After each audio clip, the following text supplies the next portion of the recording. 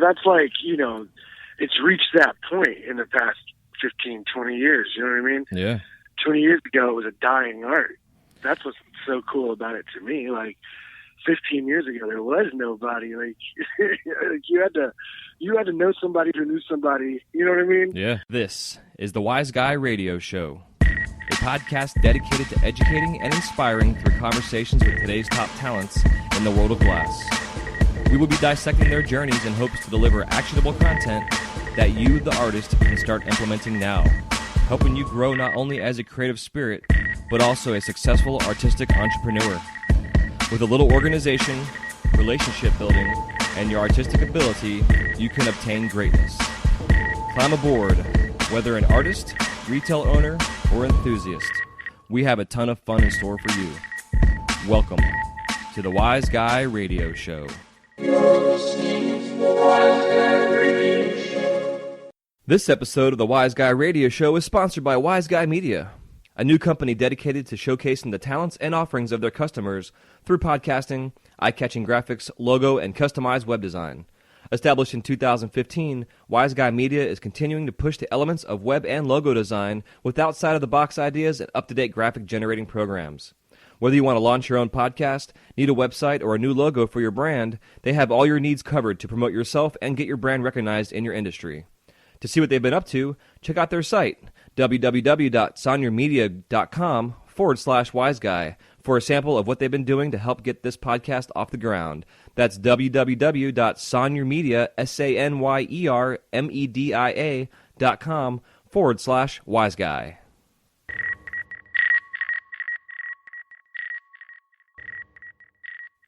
Hey, what's going on, everybody? Welcome to the Wise Guy Radio Show, Episode 8. Today's episode is featuring my boy Chris Dickey, also known as the Goblin King.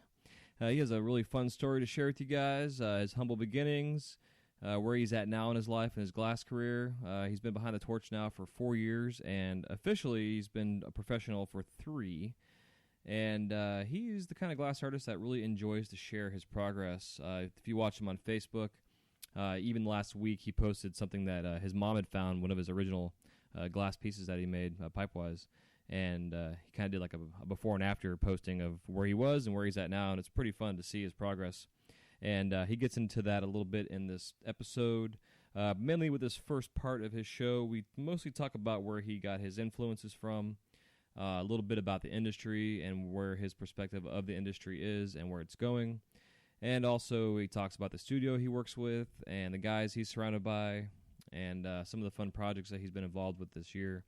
And yeah, so it was a fun conversation because Chris and I have known each other for a while, and he basically got his initial influence and spark for the glass art as a child when he visited Disney back when he was 8 years old, and stumbled across the glass blowers. One thing led to another, and he became basically, wouldn't say addicted, but addicted, so for lack of a better term. So it'll be a fun little show. Also, something fun today as well is I'm going to be chit-chatting with Chip Steeler, also known as Shipwreck, who does electroforming and copper plating. He is fresh back from the DFO this past weekend, and his brother Murr, who tragically passed away a little bit over a year and a half ago, was one of the guys that really got the DFO going out in Oregon. And so it's going to be fun to talk with Chip today, talking about the show itself and where it's at. And also they basically named and dedicated an area, a pavilion, to Murr. Murr also, his name was Murr Monkey, was his glass name. And Murr was a big influence in my glass life in my early beginnings. So it's going to be an honor to talk with Chip today and kind of get his perspective on where he's at now in the industry, being an electroformer and being one of the originals as well in the industry doing electroforming and copper plating. Other than that, also just don't forget, guys, this Friday coming up, I'm going to have all the whole details set in stone for my 30-day challenge for July, since July 1st, I believe, is next Monday, and coming quickly. So basically, just kind of a real quick synopsis. What we're going to do is 30-day challenge in July, which basically is going to be 30 pendants, one a day for 30 days. I want everybody to make a pendant to start your day off with. When you guys are done the next day, when it's out of the kiln and cool, I want you to send me a really good picture of it. I went ahead and got an Etsy page started today. I was going between Big Cartel and Etsy and found Etsy is a little bit easier to work with because I am familiar with it. Their fees are a little bit less as well, and I can put more stuff up there. Hopefully, if it works out and you guys want to be a part of this, we'll have several hundred pennants a day going up, and we'll have a ton of glass to choose from. So I think it's going to be a pretty cool idea and concept. I'm still working out the financial aspect of the side of it in terms of payments for you guys for when the sales happen, whether you want the payment in full after the Etsy charge, or if you guys would like to help contribute everybody together to a fund of some sort that we can contribute to an organization or something of that nature. So if you guys can please give me feedback, I really do want feedback from you guys. Without you and your input, this isn't going to be possible. I'm going to be doing this myself along with you guys, which is part of why I like this podcast so much, is because I not only am helping share wisdom and stuff, but I'm also participating with it myself and learning from the guests that I bring on the show and talk to. So if you guys can send me an email, please contact me at jmichaelglass76@gmail.com. That's JMICHAEL glass76@gmail.com. With any kind of ideas you guys have, input-wise, please. And also, if you are interested in becoming a sponsor for the show, we are now looking for sponsorships. Now that we are 2 weeks into the show, we have close to 1,000 downloads already, which is mind-blowing. You guys are amazing and rock, so thank you so much for that. Whether you are a tool company, a glass company, a manufacturer of what have you, or just a distributor of all the goods that we buy from, if you guys would be interested in being a part of our show, we not only have this podcast, but we have 2 websites and a newsletter that we're using for outlets for our advertisement and for sponsorships. And Wednesday is going to be dedicated to not only tip of the week and some information, but also to product talk, whether it's about product reviews or talking about new products that are coming out, launches and stuff. So if you're a company and you have a new product line that you would like to get out to the masses, this is a really new outlet for you that hasn't really been done yet. And the opportunity is pretty big. Again, we have 2 websites, a newsletter, and this podcast. And we're hoping to average around 2,000 to 3,000 downloads a month minimum right now for this month alone. And that's just the beginning. Who knows where this is going to go? So the potential return on your investment in terms of investing in us as a sponsor is going to be pretty big. I just with already where we're at now, it's been awesome. So anyways, guys, I'm going to get out of here so I can get the show out and about. I was going to get it done last night, but we had a really bad thunderstorm blow through and actually just ended. It started about 2 o'clock in the morning, and it is now 11 o'clock Eastern time on Monday mañana, and we are finally clearing up, and I didn't want to have any kind of power surges or any of that kind of stuff. So I decided to go ahead and just do it right now, and then later today I'll be doing episode this for Wednesday and Friday, so we have these out. That way when you guys are on your way to work or heading out to the studio, these shows will be up and running and ready to be listened to. And again, thank you guys so much for your support and listening and the downloads and the reviews and the ratings. It's just been freaking awesome. You guys rock. Love you. Have a beautiful week. Bye-bye. What's happening, everybody? Welcome to the Wise Guy Radio Show, Episode 3. I'm pretty excited to show you guys who my guest is today. My guest is a self-taught glass artist whose work has evolved through trial and error. He has surrounded himself with like-minded artists at Hidden Oak Studios in Austin, Texas, where he continuously strives to create his best work. With very little formal education, this self-taught flameworker is always raising his own bar as he fine-tunes his techniques daily. He's a family man, Disney aficionado, and a humble pirate. It's a pleasure to introduce a friend and a fellow Disney nut, Chris Dickey, a.k.a. Goblin King. What is going on, my dude? How are you? How is it, man? Life is good. Awesome. Hell yeah, brother. Same here. Thank you so much for coming on the show. It's exciting to have you on. You and I have been talking for a long time, and so it's definitely a pleasure to bring you on the show. Thank you, brother. It's an honor. Hell yeah. So, yeah, man. So I would like to kind of start off with a little bit of background, like where you started, any influences that you have in your glass, and any kind of people around you that kind of helped you learn your techniques, and that kind of fun stuff. Yeah, dude. Where I found glass was Disney. That was where that's where my first, I remember falling in love with glass. I was like 8 years old, and I had gotten separated from my family for a little bit. And when I was found in the glass room, and I had been there for I don't know how long. And I was able to watch this kid make a Mickey Mouse out of glass, and it blew my mind. You know, I didn't really understand what was going on or what was happening, but I knew that I liked it, and I knew that it looked fun, and I always wanted to try it. But the problem, you know, where was I going to learn type of deal was my whole thing. And I was 8, and you know, it was a thing for the future. And then whenever I grew up and started traveling around, I went to this shop in South Lake Tahoe called Heads Up, and I'll never forget it. And it's like an A-framed building right there in South Lake Tahoe. And I walked in that door, and to my right, they had these cases that were built into the wall with like, dude, it was the most gnarly glass I had ever seen. I'd never seen anything like it before. Hell yeah. And right next to it was a picture of this dude just raging it out. You know, and I'm like, I don't know, I might be 20, 21. And this dude's just raging this fire. And I asked the guy behind the counter who he was, and it turned out his name was Darby. So I was like, well, I've got to learn more about Darby. And I went out there and I started, you know, researching and looking, you know, and learning at what all glass was out there. And, you know, I learned of people like Jason Lee and names like that, you know. So those were my, you know, if you want to talk about like what lit my fire, what really it sparked my imagination and see what was possible with glass, it's definitely attributed to those two individuals specifically. And that's, you know, why a lot of my work has to do with bright colors and lines, you know, because that's what my brain has always loved. That's what I've always, you know, when I went to the shops whenever I was a kid and I was looking at all this, you know, the glass in the stores, that was what I was looking for. I was looking for bright, distorted lines that tripped my brain out, I guess. I don't know. Yeah. That was what I wanted to do. Later down the line, I got into a situation where I was able to work with some buddies at a smoke shop. And whenever I was working there, I met a guy named Will Menzies. He goes by Box Fan. And, you know, he might single-handedly have been the one guy that changed the whole course of my life.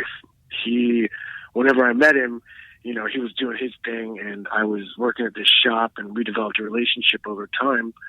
And through time, I ended up owning that smoke shop, and we did, you know, I did business for years, just as a smoke shop. But things, even with all the money and blah, blah, blah that comes with owning a smoke shop, especially during the times of, you know, herbal incense and all that, when money was really fluid in the smoke shop scene, which is, you know, obviously prevalent to all the glass blowers, because, you know, that kind of had a huge impact on what helped blow the glass scene up. You know, people had money, smoke shops had money that they didn't have before. Right. And anyway, through all that, you know, I was really unhappy. Things weren't going well. And, you know, around June of 2011, I called up Box Fan, and I said, you know, I wanted to come up and I wanted to play with them on the torch for a couple of days, get away. I needed a break, blah, blah, blah. So I go up there, and Box Fan puts me on the torch for the first time. And within a year, I had sold my smoke shop and, like, you know, basically left everything behind, because, you know, once that fire's lit inside of you, it's kind of, that's all there's left. Yeah, dude, it's so impossible to put out. I sold the smoke shop, and Box Fan taught me a few things. And after a year, I sold it, and Box Fan hooked me up with a guy named Craig Lewis. And Craig Lewis is, I mean, I don't know many other people in Austin that's his OG. You know, he's a part of the scene. He's deep a part of the scene here in Austin, Texas. He's one of the originals. You know, he's been in the glass scene here in Austin over a decade. So when Box Fan told me he wanted to put me in his studio, of course I was really, really happy. And, you know, when I got to Craig's studio, Craig kind of took me under his wing after some time, and that's basically the story. You know, once Craig taught me a few things, and I could find a way to make $1 and eat off of glass, then, you know, it's just building it from there. Yeah, man, that's awesome. Yeah, it's amazing when all it takes is just like one person to show you the torch, to get you on there, to melt some glass, and then you're hooked. It's like, you're hooked, you bro. know, it's terrible. You know, but it's well, awesome. you know, what's crazy about it is like, you know, I can pinpoint it down to one defining moment that changed everything. It's all about glass.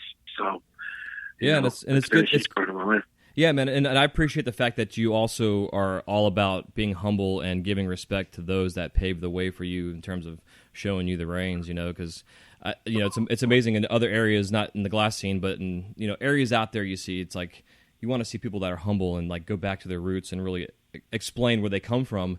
And when you see, like, you know, Snoop Dogg or some big name out there that's like, this is where I grew up in this little ass house in the ghetto, and this is where I am now, but they appreciate and they go back to their roots and really show, you know, the roots of where they came from.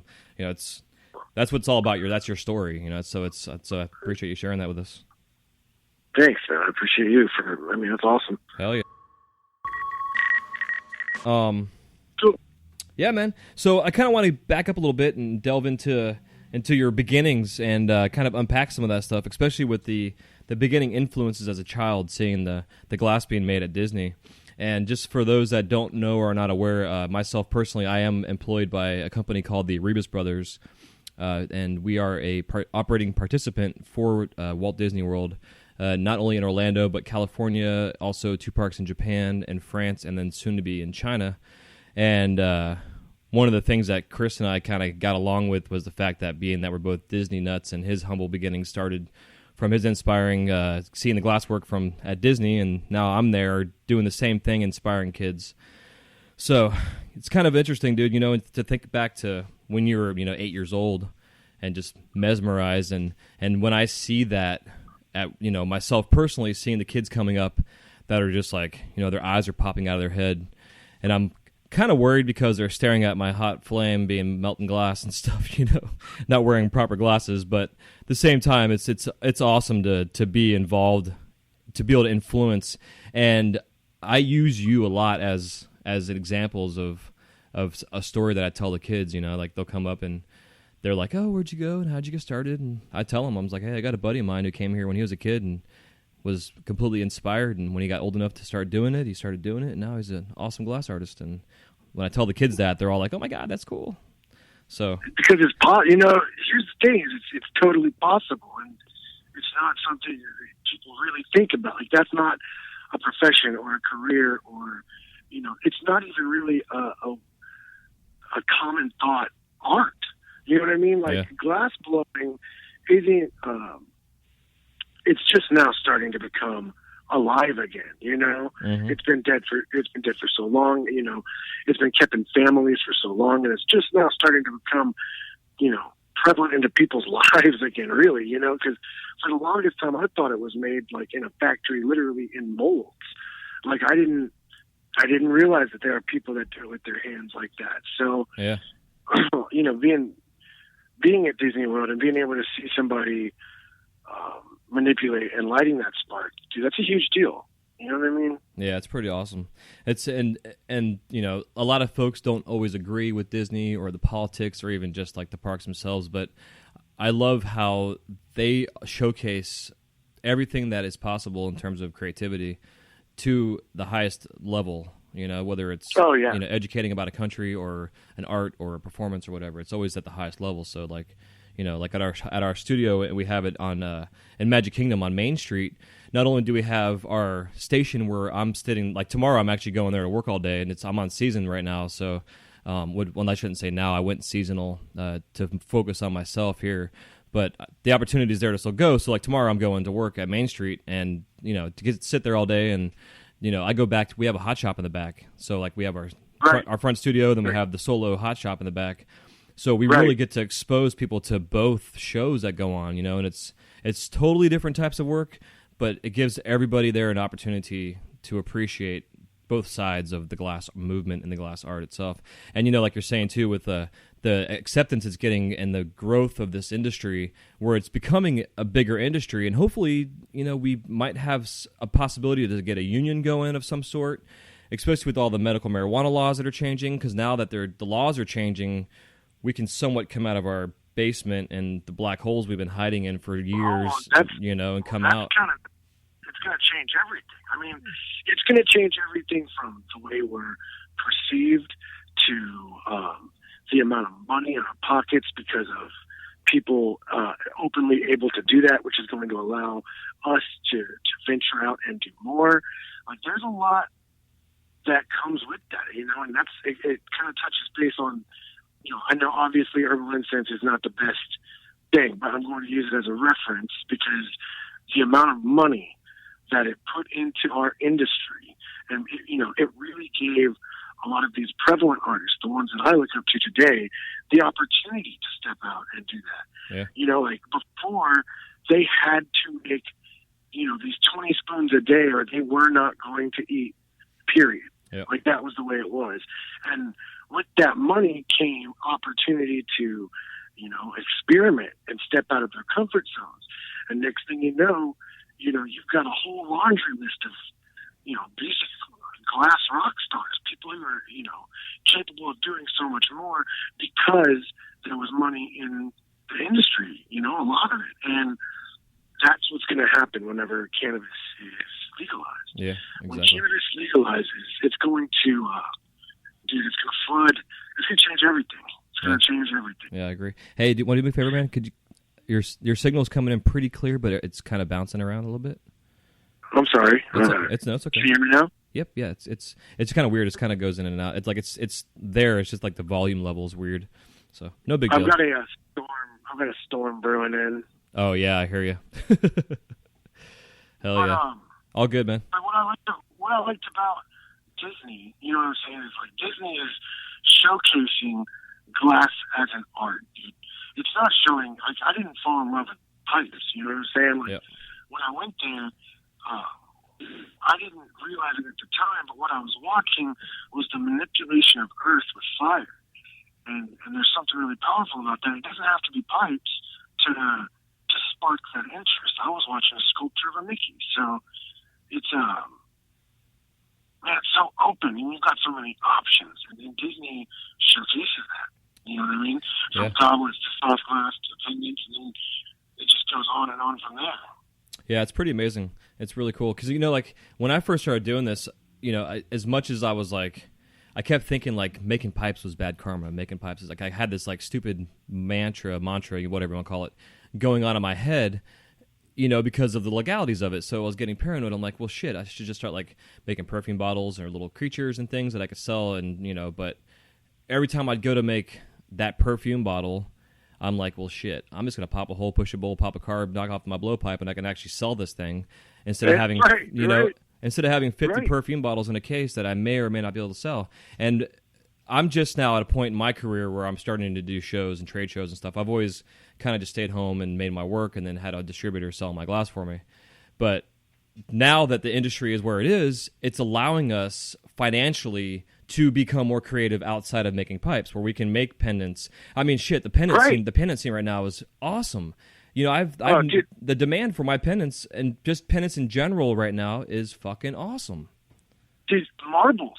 Yeah, marbles. Are making a huge comeback. Yeah, exactly. I mean, marbles, they're making a huge comeback. Yep. Here in Texas, some cats out in San Antonio have created a whole, and it's unique to San Antonio. And I wish I could say the name because it's in Spanish, like Esfaras Caderas or whatever it is.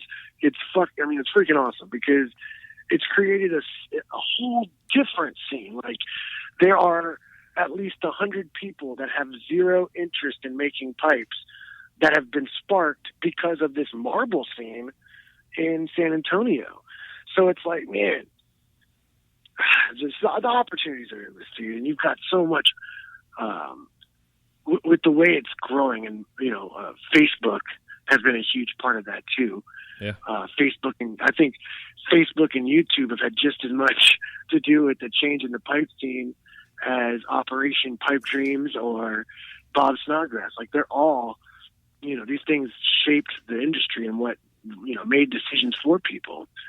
It's pretty cool. Yeah, it is. It's amazing. It's fun, dude, because like with the social media, for instance, like you're saying with Facebook and all the groups, there's groups that are dedicated to marbles or dedicated to specific Pendant. glass collectors, the pendants. Yeah, I Yep. mean, it's, there's auction pages.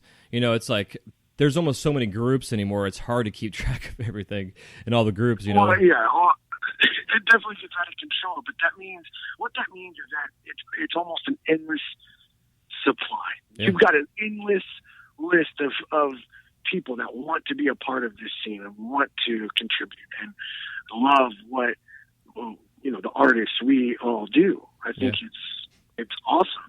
Yeah, and that's what's so great about the your radio show or any other form of not marketing, but socializing within the community. It's only going to make that bigger. It allows people like the fans, the people that don't have any interest in blowing glass, that just really love the glass, and all the way to the shop owners who I don't know that they don't care about the glass, but it's less important than, say, the melters. And all of the people are able to connect and tune in, just like on Facebook or all these other little things. Originalglasspipes.org was like the first little thing in that, right? Melting pot, all that stuff. Yeah, I remember when GlassPipes.org first came out, like right after the whole Operation Pipe Dreams thing kind of happened, and it was kind of a fuck you to the government, as we're going to post our pipes online anyways. We're not for sale, but this is a gallery of art. And, I was like, when I actually got on there, and I was like one of the first 30-something artists on there, and I was always posting stuff, and this was back in like 2003, maybe something like that. I don't remember exactly, but, we had got posters in. Abe Fleischman had sent us out some posters. It was a poster. It was like Marcel Darby and Jason Lee and Scott Deppie, and it was like their showcase pieces. And we were all like, "Oh my god, how?" Like, I usually okay. Let me back up. So when I first started blowing glass, I would go to shops and look at glass on shelves because at the time nobody was showing me. I had to learn everything for myself, and those that I asked questions to were like, "I ain't telling you shit," because you're basically immediate competition. So I would go to stores and like look at pieces and try to do like reverse engineering in my head and figure out and break it apart and then go home and try to make it and recreate it.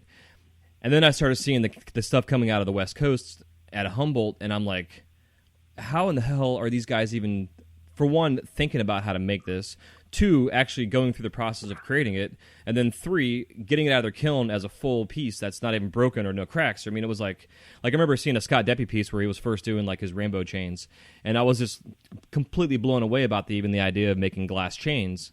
And now you see today there's like bead makers and jewelry makers that are making jewelry that have glass chains attached to their centerpiece pendants. Dude, absolutely. It's when you fast forward from then to now, it's like the evolution's constantly going, but it's like what happened back in the day when back when Snodgrass and the cats were first starting off pipe making to where we are now. It's like it's been this steady flow of evolution, but it's also taken this full circle and gone back to the beginning of where we all started from to now. It's going back. It's like this constant circle, and the circle is getting bigger and bigger and bigger and bigger. And especially, at an exponential rate. Yeah, it's amazing, man. And now to see like the Japanese artists that are coming in, and that, I mean, they have a whole different style of what they're working with, but they're influencing the American glass artist just like the American glass artist is influencing the Japanese glass artist. The peyote work they're doing. I mean, God, dude, some of these cats, like, I want to bring them on the show and talk to them because it's like I want to see where they came from their perspective and their roots and what influenced them. Absolutely, because over in Japan, dude, like they can't make pipes. Like it's a big no-no. And you've got some of those cats who they take the attitude of well, fuck you. Yeah. So I mean, some of those dudes are doing real big things for the Japanese scene, and that's why in turn become so influential over here. They're really pushing themselves and the boundaries, most importantly, which I think is what's so great about our scene is we're constantly pushing boundaries. We're constantly trying to see, what else can we get away with? Back in the day, smoke shops were not smoke shops. They were record stores with a couple pipes in the back. Right. And now you've got shops like Made with $100,000 pieces right there in the window for the whole world to see. Yeah, it's incredible. It is incredible. And back to what you're saying about going to these smoke shops and reversing them and all that stuff. That's basically what people are doing today. Yep. Except instead of going to the smoke shops, they're going to Facebook and they're seeing what other people are making, and they're getting inspired by that social network, and that's it's powerful, bro. Yeah, it's pretty rad, man. So I want to talk a little bit about your current situation and the studio that you're working with and the cats that you're involved with over there in Austin. So Hidden Oaks Studio is where you're working out of. And who are you circled by artist-wise in that studio? In my studio, I work next to Josh Silverman, is who my benchmate is. He works, just got his lathe, and he does a lot of web working, really badass production worker. He's basically a machine. And then I've got, obviously, Craig Lewis, who's the owner and proprietor and basic OG of the shop. And he's the main teacher. And then we've got Doug Zolberg, who just came in a couple of years back from Detroit. Does a lot of traveling, does a lot of Incomo work. And we've got Kyle Harris from San Antonio. And he's a relatively new worker. He did a lot of milli work, and he's trying to come up in these two, working with two. And then we've got Johnny G. the Sot, and he has no real definite style. He just makes what's in his head. It's pretty incredible watching him work. Heck yeah, that's cool. Yeah, that's it. We have a lot of people travel through. We have open benches for travelers. We just had a lot of people from AEGI, the charity event that we throw out here. They came out to the studio. We had a lot of, we get a lot of that. A lot of people traveling, which is attributed to, my growth. Heck yeah. Being able, you know what I mean? Because when you have that open bench for people to come, you have people like Vela G who come into town. And Vela G is another one of those guys who kind of saw that I was trying my hardest and wanted to help. So he's another person that is a big influence, and it's all because of that open bench. Yeah, man, that's Hidden cool. Oaks is an amazing studio, dude. It's completely unique to any other studio I've ever been to. I've traveled, east to west now, and I've seen a lot of really cool ideas for studios. But Craig Lewis has something unique in the fact that we really are out in the Hidden Oaks, and it's I don't know, it's a high-end shop built in low-end area. You know what I'm saying? So Yeah. It's almost like a world of its own when you get there. So it's been really good. Like a diamond in the rough.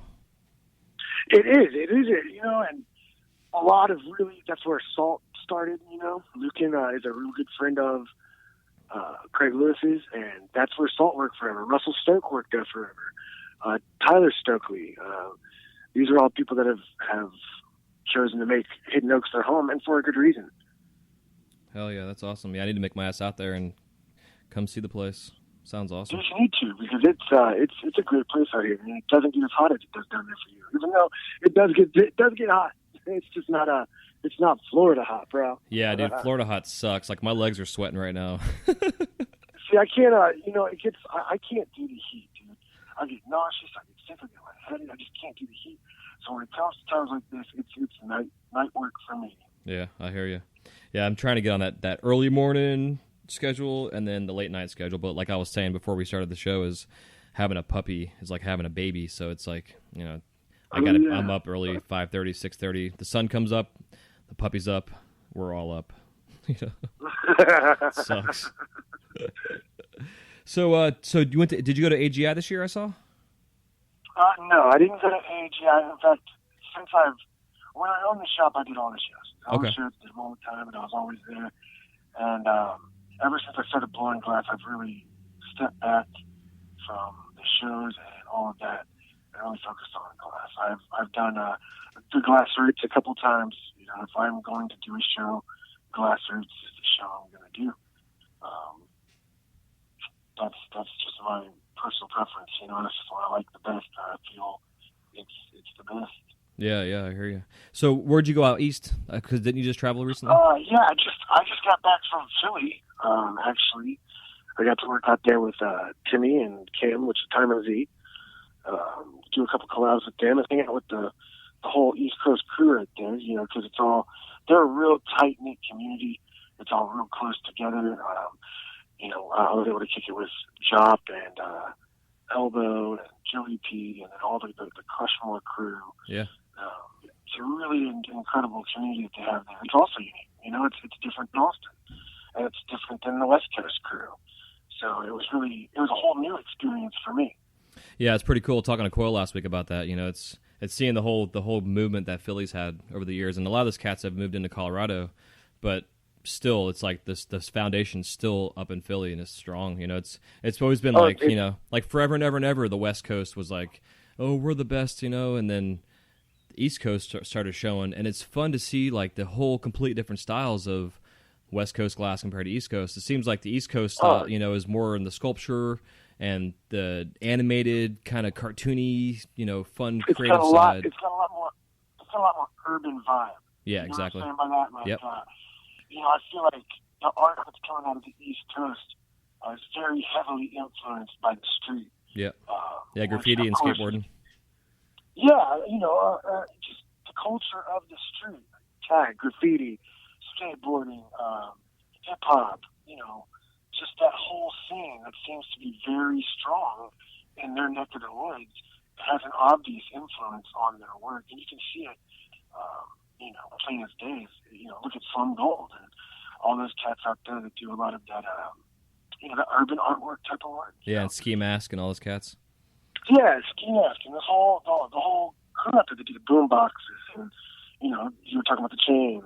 There's a person, it's just versus somebody that was working out of the West Coast, which seems to have a much more closer, less attachment to the street and more attachment to the organic nature of living, of life.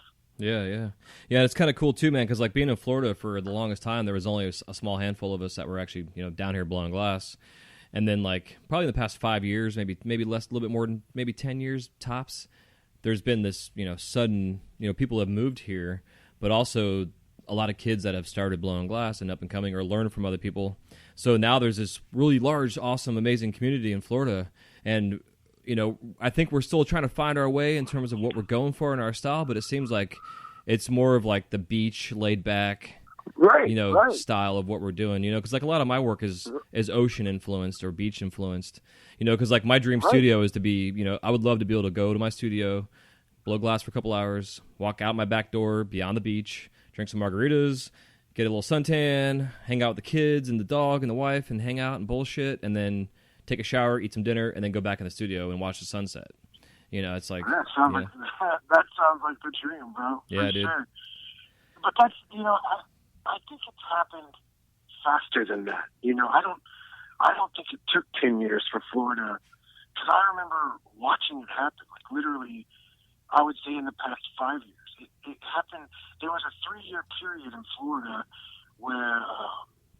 You started seeing things like United Florida Glass Blowers pages and things like that. Yeah. Where the Florida scene started becoming, and Wonderland blew up. So yeah. You got it is. It feels, obviously I'm not from Florida, but I got a lot of peoples out there, and I feel like it's the budding of a whole new scene for a whole new area. Yep. And it's just like you said, you're influenced by the beach and by Disney and by that laid back natural way of it, and that's prevalent in Florida. You know what I mean? Yeah, for sure, man. So you're gonna see that. It's gonna bleed out. Yeah, it's pretty rad. It was like the other day, I just posted actually on Instagram, I was doing a custom redfish little scene for a kid down in West Palm. He's an avid fisherman, and so I'm doing this little redfish, eating some shrimp off the the bottom of the ocean type thing, and I'm out. I work usually. My uniform is my bathing suit and flip flops. And so like I think it was Wednesday, I went to go put something in my kiln, and I had a punny sticking out that had a caudal fin for the redfish, and it was barely in the kiln. And I go to open my little bead door, and the frickin' punny falls out because it's back heavy, and the little fin goes flying in the air. And I'm like, where the hell did it go? I was looking everywhere for it.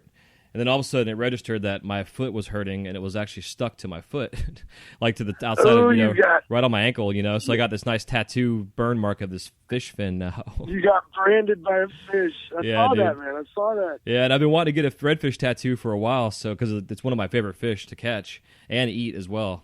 So I was like, well, shit, maybe I'll just take this burn mark and make it into a tattoo or something. Right on, man. You know, something stupid, but yeah, man. So let's move. Oh, what's up? Go on. No, go on, bro. I kind of want to start going forward and start talking a little. Thank you guys so much for listening to this episode of the Wise Guy Radio Show. If you have any questions, comments, or remarks, please leave them in the show notes page area where it says comments. We'll see you soon. Have a wise night.